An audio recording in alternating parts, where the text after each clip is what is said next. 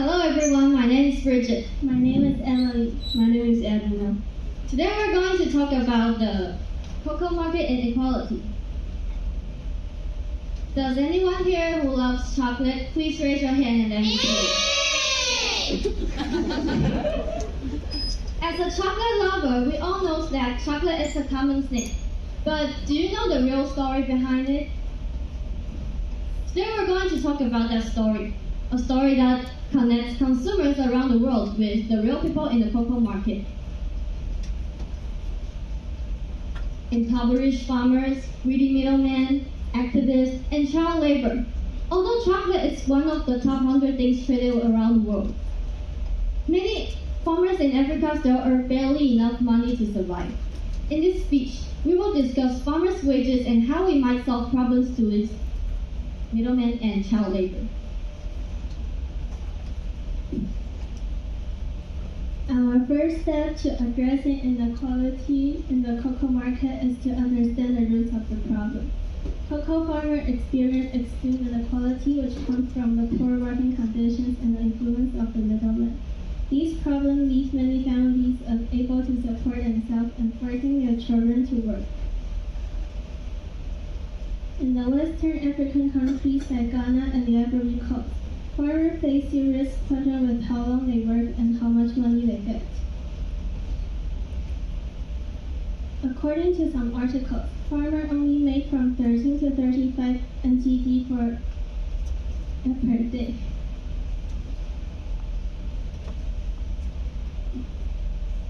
Only 10 to 25% of the farmers are estimated to earn a living income.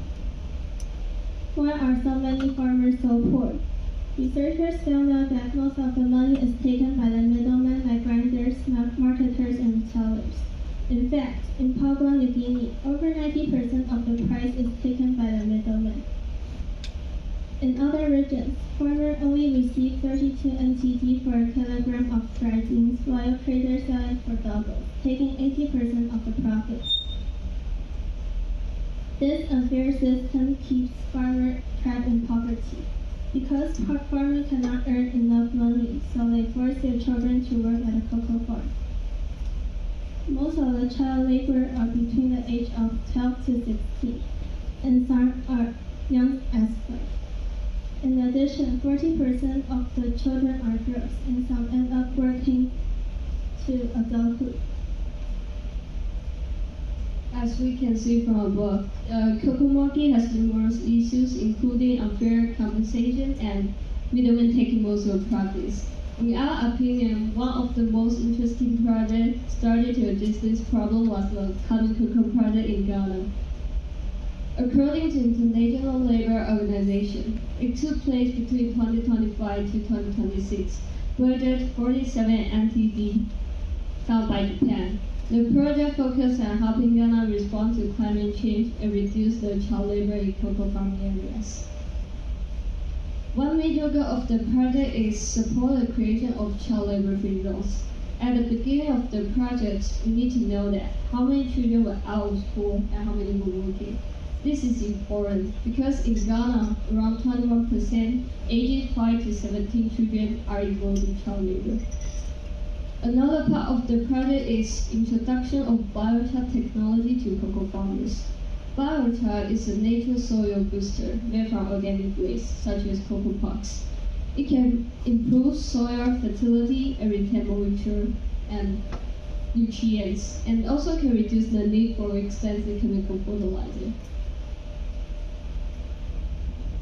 Around 300 cocoa farming families were trained to use this technology. By adopting this technology, farmers can reduce their operating costs, boost household income, and decrease reliance on child labor.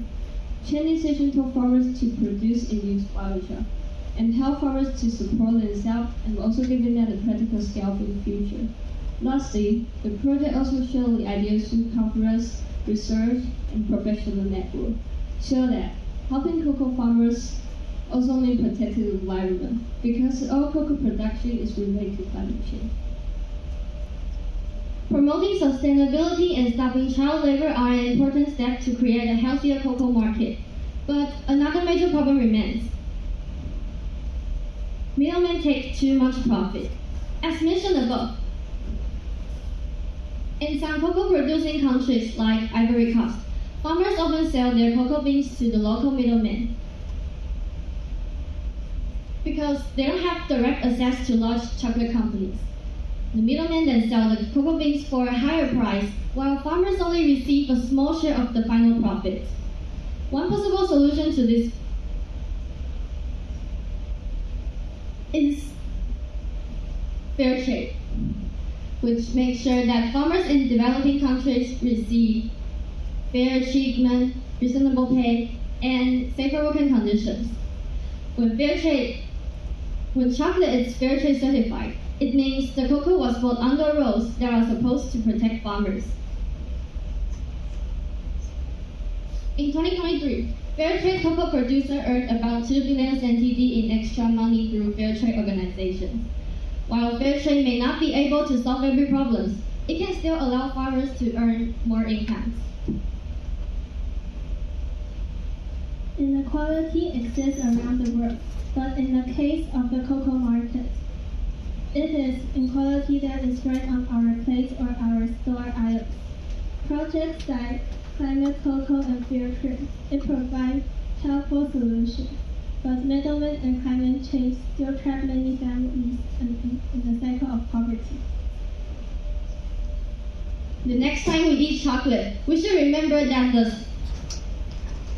the sweetness often hides the struggle of the farmers.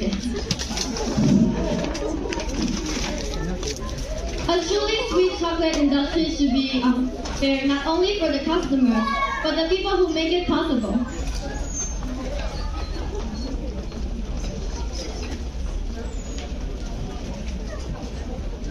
我是黄怡珍，我是林慧杰，我是廖凯珍。 Thank you for listening.